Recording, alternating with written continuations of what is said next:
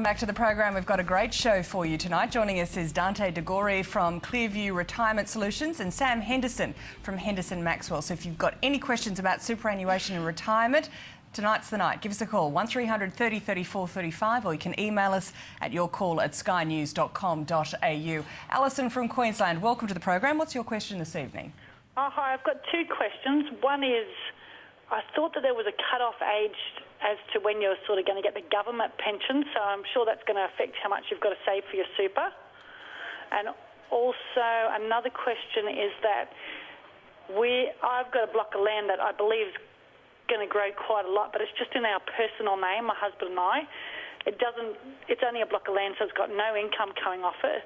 Do you think it's a wise thing to sell that, just take the money and invest in something else, like put that money into the super and start earning something with the super, so that we don't have to pay the mortgage payment straight out of our wages, and we can put it straight into salary sacrificing to make the new investment grow? Yeah, we're seeing a lot of these strategies at the moment, Alison. The problem with owning a block of land, of course, is it doesn't produce any income. So you're paying a mortgage and maybe you are negative gearing, but effectively negative gearing doesn't mean much if you're not actually earning an income. Hopefully that block of land's going up in value. That's probably why you bought it. But right now we've got a fairly high rate of interest, and land is really not going anywhere in a great hurry Australia-wide. So unless you're on Sydney waterfront, it's pretty much it. So I'd be wanting to get that asset working for you. But to answer your first question, that the cut-off age for an age pension right now is about 63.5 for a woman, 65 for a man. So it does depend on your age and the year in which you were born. When were you born, Alison? 62. 62, so it's probably, what would that be? That would be 64, 65. So I'd have to check the age bracket on that, but there is in fact a benchmark, and it's probably around about 64, 64 and a half for you. But I'd certainly be getting rid of that, or well, possibly getting rid of that land. Naturally, I'd need to know a bit more information.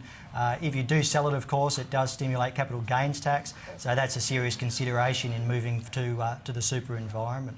But in a general sense, what we do as financial advisors, and our typical clients over 55, so they're either retired or retiring, and that's really the only time where you should be selling good quality assets, because effectively you're moving them from a higher taxable environment to a lower taxable environment. So your average rate of tax might be 30, 40 or 45% tax, and in retirement, in an allocated pension, hopefully it'll be zero. I'm sure it'll be zero under the current legislation. So it certainly makes more sense to hold assets under the super environment.